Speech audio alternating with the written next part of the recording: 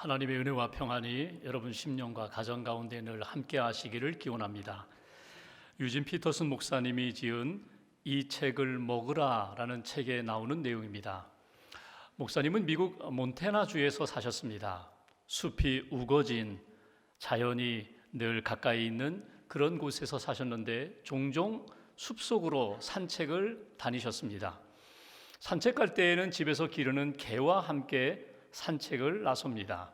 그런데 종종 코요테에게 물려 죽은 사슴 사체를 만날 때가 있습니다. 그 사슴을 만나면 이미 죽었습니다. 뼈가 앙상하게 남아있는 그 사체를 이 개가 물어서 집으로 끌고 오는 것입니다. 갈빗대를 물어오기도 하고 정강이 뼈를 물어오기도 하고 질질 끌면서 자기보다도 큰 덩치 사슴 사체 그 뼈를 집으로 끌고 옵니다. 그리고 하루 종일 그 뼈를 핥기도 하고 씹기도 하고 먹기도 하는 것입니다. 그 먹으면서 그 모습을 보니까 소리를 내는 거예요. 하고 소리를 내는 거예요. 그 개의 소리는 뭐 무섭거나 화가 나거나 기분 나빠서 내는 소리가 아니라 너무너무 좋아서 내가 이렇게 엄청난 거 끌고 왔어요? 내가 지금 이거 먹고 있어요? 너무너무 행복해요 하면서 소리를 내면서 그 먹이를 그 뼈를 먹는 거예요. 한 2시간 정도 먹고 나면은 그것을 자기가 아는 은밀한 곳에다가 감춰둡니다. 그리고 다음날 다시금 끌고 나와서 한 2시간 동안 또 먹는 거예요. 그 다음날도 감췄다가 그 다음날도 또 먹고 한 일주일 동안 그렇게 뼈를 싹 먹어버립니다. 근데 먹을 때마다 내는 소리, 으르렁거리는 그 소리, 그 모습을 보면서 피터슨 목사님이 생각합니다. 저렇게 좋을까? 저렇게 행복할까? 그 뼈를 앞에 두고 그 뼈를 먹으면서 저렇게 행복할까? 어느 날 목사님이 이사야 말씀을 읽는 가운데 31장 4절에 큰 사자나 작은 사자가 먹이를 쥐고 사냥한 먹이를 쥐고 으르렁거린다는 말씀을 읽게 됩니다. 그러면서 깨닫게 돼요. 우리 집 개만이 아니라 이사야가 환상 중에 보았던 것처럼 모든 짐승들이 그렇구나. 먹이를 물어오면 그 먹이를 앞에 두고 또 먹이를 먹으면서 너무너무 행복하고 너무너무 기분 좋아서 이런 소리를 내는구나. 으르렁거리는구나. 그 으르렁거린다라는 단어가 히브리어로 하가라는 단어입니다. 이 단어가 성경에 어디에 쓰여 있는가 한번 구약 성경을 쭉 훑어보았더니 여러 곳에서 이 하가라는 단어가 발견되었습니다. 그리고 대표적으로 시편 1편에 나오는 복 있는 사람은 하나님의 말씀을 즐거워하여 그 율법을 하나님의 말씀을 주야로 묵상하는도다. 그 묵상이라는 단어가 바로 하가라는 것을 발견하게 됩니다. 짐승만이 아니라 하나님의 사람들도 말씀을 사모하면서 말씀을 읽고 들으면서 그 말씀을 마음속에 새기면서 이런 즐거움이 있구나, 이런 행복이 있구나. 그러면서 목사님이 그 책에서 이런 이야기를 합니다. 하나님의 사람은 말씀을 읽는 즐거움도 있고 듣는 즐거움도 있지만 하나님의 말씀을 먹는 즐거움이 있어야 한다는 것입니다. 말씀을 꼭꼭 씹어 먹는 그 행복감으로 우리는 살아가는 존재다. 그것이 그 책에 소개된 내용입니다. 여러분 어떻습니까? 여러분의 일상생활에서 가장 즐거운 때는 언제입니까? 여러분의 신앙생활에서 가장 즐거운 때는 언제입니까? 오늘 우리가 성막의 성소에 대한 부분을 우리가 읽습니다. 성소, 여러분 성막의 구조를 아시죠? 지성소가 있고 성소가 있습니다. 지성소는 하나님의 언약궤만 있어요. 아무나 들어가지 못합니다. 대제사장이 1년에 딱 한 번 속죄일에 들어가서 하나님 앞에 회개하고 용서함을 받는 곳, 은혜를 받는 곳, 하나님의 임재하심과 영광이 있는 곳. 그런데 성소는 지성소에 비해서 2배 정도 커요. 거기에는 매일매일 제사장들이 들어가서 하나님의 은혜를 받는 곳, 그곳이 바로 성소라는 곳입니다. 동쪽 문을 향해서 성소를 들어가면 그 오른쪽, 북쪽이 되겠죠. 그곳에 떡상, 그 위에 떡이 있습니다. 반대쪽, 왼편에 남쪽에는요 등대에 불이 켜져 있습니다. 그리고 정면 지성소를 향하여 휘장이 있는 그 앞에는 분향단에 향이 피어 오르고 있는 그 성소에서 누리는 은혜가 있다는 것입니다.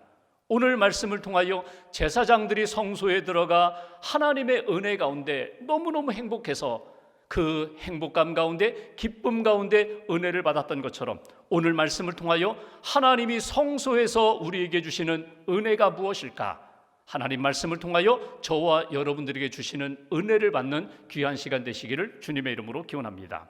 오늘 본문 먼저 23절 말씀을 보겠습니다. 23절 한 절을 같이 봉독합니다. 너는 조각목으로 상을 만들되 길이는 2규빗, 너비는 1규빗, 높이는 1규빗 반이 되게 하고. 여기 상을 만들라고 말씀하셨어요. 그 상은 진설병 상이에요. 떡을 올려놓는 상이에요. 조각목으로 만들어라. 조각목이 어떤 나무라고요? 아카시아 나무입니다. 아카시아 나무로 상을 만들고 24절에 보면 순금으로 싸라는 거예요. 그림을 보시면 여러분 마치 금으로 된 상 위에 떡이 12개 올려져 있습니다. 여기 12개의 떡이라는 것은 12지파 이스라엘 백성들을 상징합니다. 이 떡상을 만들어라. 30절 말씀 보십시오. 상 위에 진설병 하나님 앞에서 떡을 두어 항상 내 앞에 있게 할지니라. 이것이 오늘 첫 번째로 우리에게 주시는 메시지예요. 여기 진설병이라는 것은 원문대로 본다면 얼굴의 떡이거든요. 하나님의 임재하심 앞에 둔 떡, 하나님 앞에서 만들어서 하나님 앞에 드리는 떡이지만 동시에 하나님이 우리에게 양식으로 주신 생명의 떡, 말씀의 떡, 이 떡을 제사장들이 먹었는데 오늘 하나님의 백성, 예수님 믿고 구원받아 하나님의 은혜 가운데 살아가는 우리 모두들, 믿음으로 하나님의 백성된 우리 모두가 이 떡을 먹으며 하나님의 은혜를 받아라. 이것이 오늘 첫 번째로 성소에서 누리는 은혜입니다. 첫 번째 우리에게 주시는 메시지가 있어요. 성소 안에 당시에는 제사장들만 먹었지만 이제는 믿음으로 구원받은 우리들, 은혜를 사모한 우리들 모두에게 주신 말씀의 떡을 먹는 은혜를 받으라. 이것이 오늘 우리에게 주시는 메시지예요. 여러분, 제사장들이 일주일에 한 번씩 진설병 그 떡을 갈았거든요. 새로운 떡으로 일주일에 한 번씩 새로운 떡으로 하나님 앞에 진설 올려놓았거든요. 그리고 하나님이 주신 떡을 먹었어요. 당신은 제사장들만 먹었지만 오늘 우리들에게는 하나님 앞에 예배 드릴 때마다, 기도할 때마다, 말씀을 읽을 때마다 하나님이 주시는 생명의 양식이 있다는 거예요. 이 떡을 받아 먹고 이 떡으로 은혜 가운데 살아가라. 말씀의 떡을 놓치지 말아라. 오늘 우리가 예배를 드리고 있습니다. 예배 드리는 이 한 시간 하나님이 주시는 떡이 있어요. 하나님이 주시는 생명의 양식이 있어요. 이 양식 놓치지 말라는 거예요. 하나님 앞에서 오늘 내게 꼭 필요한 말씀을 주시는데 그 말씀 받아 먹겠습니다. 그 말씀으로 힘을 얻겠습니다. 요한복음 6장 51절에 보면은 예수님이 이렇게 말씀하십니다. 나는 하늘로부터 내려온 거룩한 떡이다. 생명의 떡이다. 살아있는 떡이다. 사람이 이 떡을 먹으면 영생하리라. 예수님을 먹으면, 예수님을 믿으면, 예수님을 영접하면 내 인생이 영생의 삶이 되리라. 이것이 예수님의 말씀이거든요. 예수님이 떡으로 이 땅에 오셨어요. 베들레헴 떡집에서 태어나셨어요.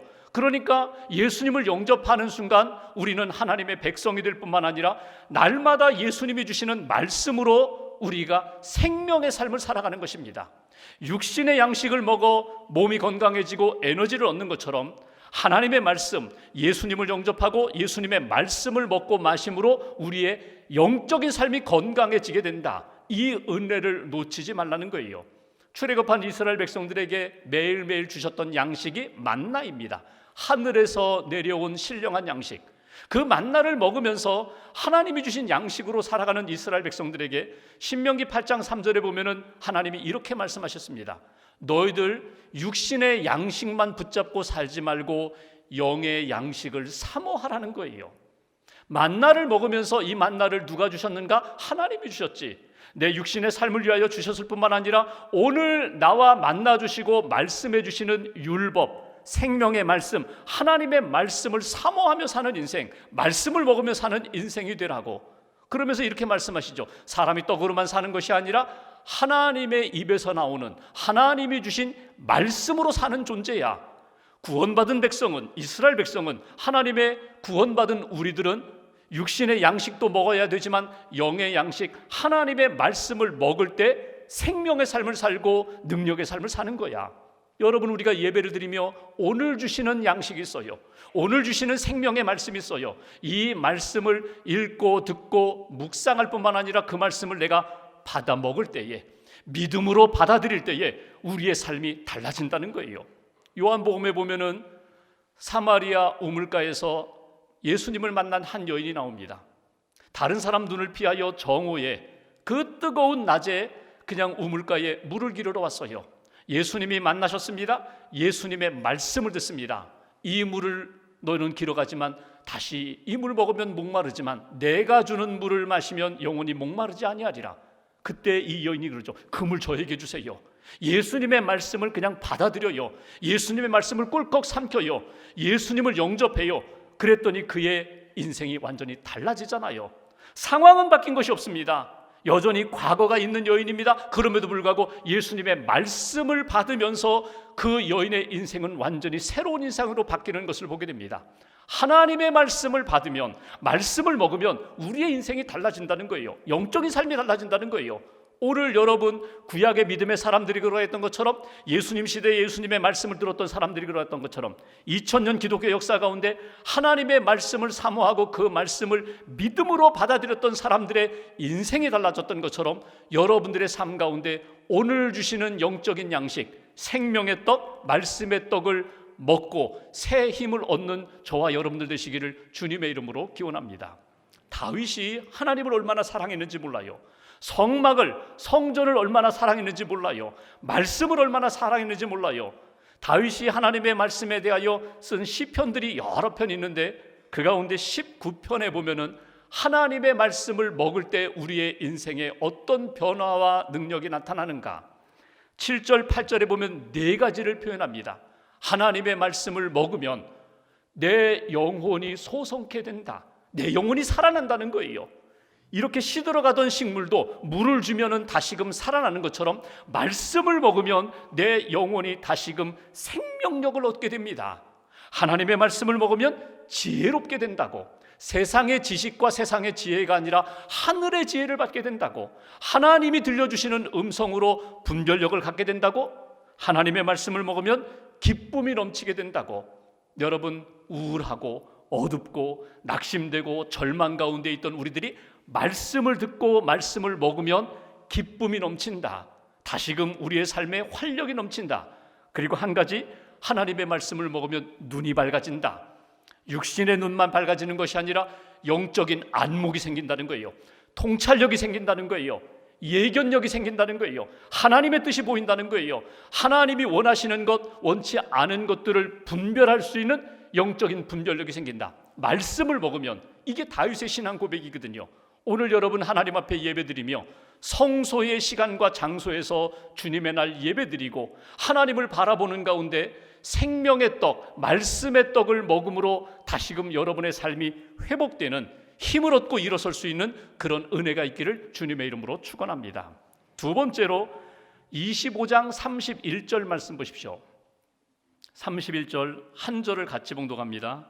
너는 순금으로 등잔대를 쳐 만들되 그 밑판과 줄기와 잔과 꽃받침과 꽃을 한 덩이로 연결하고. 여기 순금으로 무엇을 만들라고요? 등잔대를 만들라는 거예요. 등잔대가 뭐예요? 이거는 불을 밝히는 등대거든요. 등잔대 순금으로 만들어라. 이 32절 보면은 가지 6개를 만들어라. 중심에 그리고 양쪽에 3개씩 6가지를 만들어라. 그러니까 마치 7촛대처럼 7개의 등잔대를 만들라는 것입니다. 33절 보십시오. 그 등잔대에 살구꽃 형상을 새겨서 만들어라. 그리고 37절 등잔 7을 만들어 그 위에 두어 앞을 비추게 하라. 비추라는 거예요. 등잔대만 만드는 것이 아니라 그 등잔대에 무엇으로? 기름을 부어서, 감람유를 부어서 심지에 불을 붙여 그 빛을 발하도록 하라. 그림을 보시면 여러분 등잔대가 마치 7촛대처럼 보이는데 촛대가 아닙니다. 감람유, 거룩한 기름으로 하나님 앞에서 불을 밝히는, 성소 안에서 그런 빛의 은혜를 받으라. 이것이 주시는 메시지예요. 여러분, 성소는 특징이 창문이 없어요. 캄캄해요. 그런데 제사장들이 거기에 기름을 부었다는 것은 무엇입니까? 기름이 상징하는 것은 성령이거든요. 성령이 담겨지고 성령으로 빛이 나타나기 시작하면 그 어두웠던 성소 안이 밝아지는 것처럼 우리 인생, 우리 심령 안에 성령이 임하고 성령의 빛이 우리 안에 비춰질 때 우리의 인생은 달라지게 되는 거야. 이것이 주시는 메시지예요. 대제사장이 성소에, 지성소에 1년에 한 번밖에 들어가지 못하는데 성소에는 제사장들이 매일매일 들어가요. 아침 저녁으로 들어가요. 그리고 가서 그 등잔대에 기름을 부어, 감람유를 부어 계속해서 이 기름에 의해서 불이 꺼지지 않게 하라. 이것이 주시는 메시지거든요. 여기에 성소에서 우리가 받아야 할 두 번째 은혜가 있습니다. 성령의 빛을 받는 인생이 되십시오. 성령의 빛을 받고 성령의 은혜 가운데 빛을 발하는 인생이 되십시오. 성령의 빛 가운데 어둠의 영들은 물러가지고 우리 안에 참된 평안과 기쁨과 담대함, 용기가 있는 하나님의 백성 삶을 사십시오. 이것이 오늘 우리에게 주시는 메시지예요. 다윗의 시편 27편에 보면 1절에 다윗은 이렇게 고백을 합니다. 여호와는 나의 빛이 되십니다. 여호와는 나의 생명의 능력이 되십니다. 생명의 빛, 능력의 빛이 되시니 내가 누구를 무서워하겠습니까? 내가 누구를 두려워하겠습니까? 하나님이 나의 빛이 되시고 성령님이 내 안에 빛이 되시니까 나는 두려울 것 없습니다. 무서울 것 없습니다. 여러분, 우리가 그 빛을 받았다는 거예요. 우리 안에 이미 성령님이 계시다는 거예요. 그 성령의 빛 가운데 어둠을 물리치고 빛의 자녀로 사는 인생이 되어야 된다. 예수님은 요한복음 8장 12절에 이렇게 말씀하셨습니다. 나는 세상의 빛이다. 나를 따르는 자는 어둠에 다니지 아니하고 생명의 빛을 얻으리라. 예수님을 믿고 예수님의 빛으로 사는 인생, 예수님의 떡을 먹고 생명의 삶을 살고 예수님의 빛을 받고 밝히며 살아가는 인생, 어둠을 능히 이기며 살아가는 하나님의 백성으로 살아가라. 이것이 주시는 메시지예요. 그런데 여러분, 다시 한번 그림을 보십시오. 등잔대의 그림을 보시면 이 말씀하신 것처럼 뭔가 하나의 문양이 새겨져 있어요. 그것이 살구꽃 형상을 새겨 넣으라는 거예요. 여러분, 살구꽃이 무엇입니까? 겨울이 지나고 봄이 올 때 제일 먼저 피는 꽃이 살구꽃이에요. 살구나무, 살구꽃이라는 히브리어가 샤케드라는 말입니다. 왜 살구나무, 살구꽃 형상을 새겨 넣으라고 하셨을까? 이스라엘 백성들은 살구나무, 샤케드를 이렇게 생각할 때마다 연결되는 단어가 하나가 있습니다. 그것은 샤카드라는 단어예요. 샤카드라는 말은 무엇인가 하면 지켜주신다, 지키신다, 이렇게 관찰하신다는 그런 말이거든요. 그러니까 살구꽃 형상을 만들면서 무엇을 연상한다고요? 하나님이 샤카드, 지켜주신다는 거예요. 하나님이 나를 보고 계신다는 거예요. 하나님이 나를 붙들어 주신다는 거예요. 이스라엘 백성들에게 너희가 등불 앞에 설 때마다, 빛 앞에 설 때마다 빛의 조명을 받아서 하나님이 나를 비춰주시고 하나님의 영 성령님이 나를 비춰주시고 그 빛 가운데 나는 하나님의 돌봄을 받는 인생, 하나님이 지켜주시는 인생, 그래서 나는 평강 가운데, 담대함 가운데 믿음으로 사는 인생, 그 믿음의 자리를, 믿음의 의식을 잃어버리지 말라고. 시편의 말씀 가운데 시편 121편이 있어요. 내가 산을 향하여 눈을 들이라. 나의 도움이 어디서 올까? 나의 도움이 천지를 지으신 여호와에게서로다. 하나님이 나를 지켜주신다는 거예요. 하나님이 나를 돌보신다는 거예요. 가족들과 함께 성전에 올라갑니다. 뒤돌아보니까 아이고, 저기 아내와 딸들만 지금 집에 있어요. 밭을 지키고 있어요. 불안과 두려움이 있죠. 그때 찬양을 합니다. 내가 산을 향하여 눈을 들이라. 나의 도움이 어디서 올까? 천지를 지신 여호와께서 나를 지켜주신다. 내 영혼을 지켜주신다. 우리의 가족들을 지켜주신다. 내 삶의 여정 가운데 영원까지 지켜주시는 하나님, 나 그 하나님을 믿습니다. 내 밤에도, 캄캄한 밤에도 하나님께서 우울해지지 않도록 하나님께서 샤카드, 나를 지켜주심을 믿습니다. 이게 믿음의 사람의 고백이거든요. 이 믿음의 고백은 어디에서 나온다고요? 성령의 빛을 받을 때, 하나님이 비춰주시는 은혜에 대한 믿음과 체험이 있을 때 나는 어둠도 두려움이 없습니다. 전쟁도 두려움이 없습니다. 홀로 이 외로운 길을 걸어가도 나는 흔들리지 않습니다. 이 믿음의 담대함으로 하나님 앞에서 살아갈 수 있다는 거예요. 예레미야라는 선지자가 있습니다. 유대 남유다 선지자예요. 남유다가 하나님 앞에 잘못함으로 인해서 결국은 이제 패망하기 직전의 상황입니다. 그러니까 하나님이 주시는 메시지는요, 너희들 심판받는다, 너희들 멸망한다, 포로로 끌려간다. 그 메시지를 전하니까 다 싫어하는 거예요. 핍박하는 거예요. 예레미야가 힘들었어요. 그래서 어느 날 하나님 앞에 이렇게 엎드려 있는데 하나님이 환상을 하나 보여주세요. 너희가 무엇을 보느냐? 살구나무 가지가 보입니다. 됐어. 샤케드가 보입니다. 됐어. 내가 너에게 준 말을 지키리라. 내가 내 인생을 지키리라. 내 믿음의 사역을 내가 지켜주리라. 그것이 하나님이 주시는 메시지예요. 하나님 앞에서 내가 믿음으로 주님을 바라보았더니 살구나무 형상을 통하여, 그 환상을 통하여 하나님이 나와 함께 하시고 내게 주신 말씀을 지켜주시고 내 사역을 지켜주신다. 담대함을 얻고 하나님의 말씀을 담대히 전했던 예레미야 선지자를 우리가 보게 됩니다. 여러분, 오늘 성령님이 우리를 비춰주실 때 여러분, 어둠의 영은 한순간에 사라지는 거예요. 가끔 제가 예배당에 들어올 때가 있거든요. 기도하러 들어오기도 하고 묵상하러 들어오기도 하고, 또 토요일 저녁 같은 경우에는 주일 준비가 잘 되었는가 한번 마지막 점검하고 퇴근을 합니다. 처음에 들어올 때는요, 캄캄해요. 물론 비상등이 있기는 하지만 거의 어두워요. 분별하기가 어려워요. 그런데 버튼을 눌러가지고 여기 지금처럼 환하게 되면은요, 다 보이잖아요. 십자가도 보이고 강대상도 보이고 꽃꽂이도 보이고 옆에 있는 현수막도 다 보여요. 여러분, 이런 느낌 아세요? 캄캄했는데 그냥 나는 버튼만 눌렸는데 갑자기 빛으로 가득 차는 역사. 황홀하잖아요. 내 인생이 어두워요. 도저히 길이 보이지 않아요. 답답해요. 힘들어요. 그런데 성령님이 내 안에 오셔서 전등에 불을 밝히는 것처럼 빛을 비춰주시면 한순간에 어둠은 사라져버리는 거예요. 두려움은 사라져버리는 거예요. 빛으로 채워주시는 그런 역사. 이 은혜를 성소에서 받으라는 거예요. 하나님의 이름을 부르며 기도하며 하나님의 말씀을 듣는 그 자리, 그 시간에서 너는 성령의 빛, 성령의 조명하심의 은혜를 받아라. 이것이 오늘 하나님이 이스라엘 백성들, 특별히 제사장들과 오늘 우리들에게 주시는 은혜의 말씀입니다. 성령의 빛을 받고 그 빛 가운데 사는 은혜의 인생이 되어라. 한 가지만 더 볼까요? 30장을 보겠습니다. 출애굽기 30장 1절 말씀 보겠습니다. 1절 한 절을 같이 봉독합니다.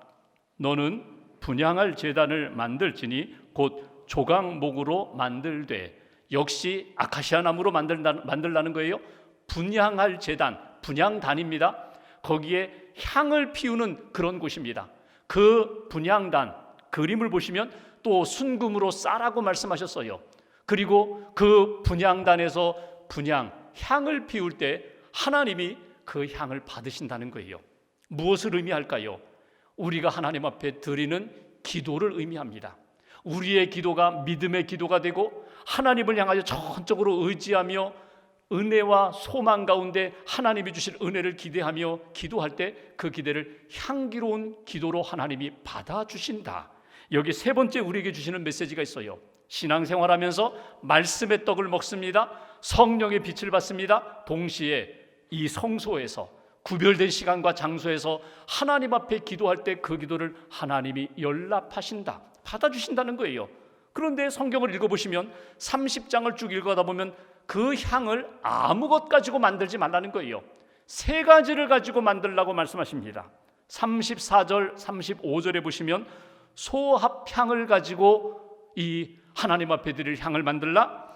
나감향으로, 풍자향으로 세 가지 향을 이렇게 하나님 앞에 준비되어 만든 다음에 유향을 섞고 소금을 섞어서 하나님 앞에 드릴 향을 만들어라.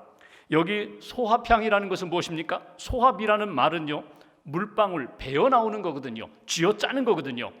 겟세마네 동산에서 예수님이 정말 간절히 기도하면서 땀방울이 떨어지는 핏방울같이 될 정도로 그렇게 간절함으로, 한나가 성전에서 기도할 때에 하나님 앞에 울부짖어 기도했던 그런 간절함으로 하나님 앞에 기도하라. 또 하나, 나감향, 이거는 깨어지는 거거든요. 조개 껍질을 갈아서 이렇게 부술 때 나오는 향기거든요. 그러니까 내가 굳어졌던 모든 것들을 깨뜨려서 내가 회개함으로 내 인생과 내 자아와 굳어졌던 것들을 깨뜨려서 하나님 앞에 상한 심령으로 드리는 그 기도, 그리고 풍자향, 이건 뿌리에서 나오는 향기거든요. 기름진 거거든요. 여유 있어요. 그러니까 하나님 앞에 조급하지 않고 여유 있게 기다리며 소망 가운데 응답해 주실 것을 믿고 드리는 기도, 이 기도가 하나님 앞에 올려질 때 하나님이 기쁨으로 받아주신다, 응답해 주신다. 여기 유향이라는 게 뭐예요? 황금, 유향, 모략, 동방 박사들이 예수님께 그렇게 예물로 드렸던 것처럼 하나님 앞에 헌신함으로 하나님의 언약, 소금, 말씀 붙잡고 하나님 앞에 기도할 때 하나님이 그 기도 응답해 주신다. 여러분, 성소에서 말씀의 떡을 먹고 성령의 조명을 받을 뿐만 아니라 하나님, 내 삶을 드립니다, 기도를 드립니다. 내 기도가 간절함으로, 회개함으로, 하나님의 은혜를 기대함으로 하나님 앞에 내 삶을 담아, 내 인격을 담아 드릴 때 하나님 받으시고 응답해 주심을 믿습니다. 그 기도, 그 헌신을 하나님이 기뻐 받아주신다는 것입니다. 여기 세 번째 주시는 메시지, 기도의 향을 하나님 앞에 올려드려라. 내가 하나님 앞에 내 삶과 인격을 담아 하나님 앞에 올려드릴 때 하나님이 기도의 은혜를 더하여 주시고 응답해 주신다고.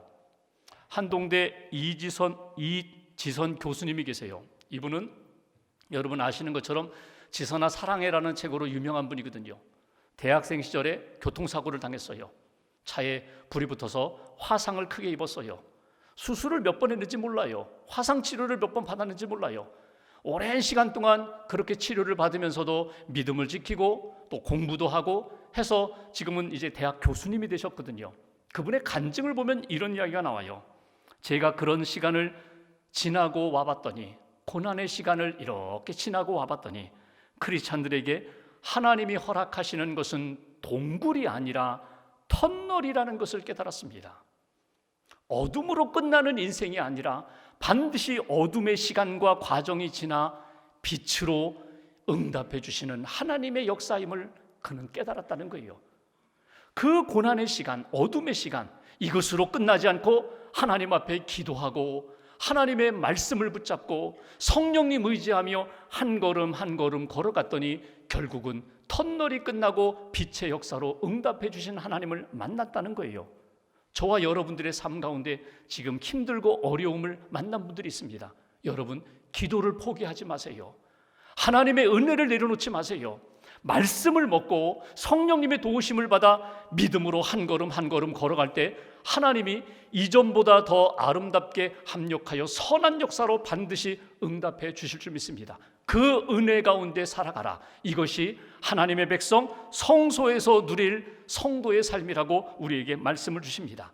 가장 어둡고 어려울 때에 오늘 성소의 은혜를 놓치지 말아라. 주님이 주시는 말씀 꼭 붙잡으시고 오늘과 한 주간 동안 말씀을 먹고 성령 의지하여 오늘도 주님 앞에 더 가까이 우리의 삶 전체를 드리면서 주님과 교제의 삶을 살아가면서 하나님이 인도해 주시는 은혜 가운데 회복되시고 힘을 얻으시고 소망 가운데 하나님의 영광 이루며 살아가는 저와 여러분들의 삶이 되시기를 주님의 이름으로 간절히 기원합니다. 기도하겠습니다.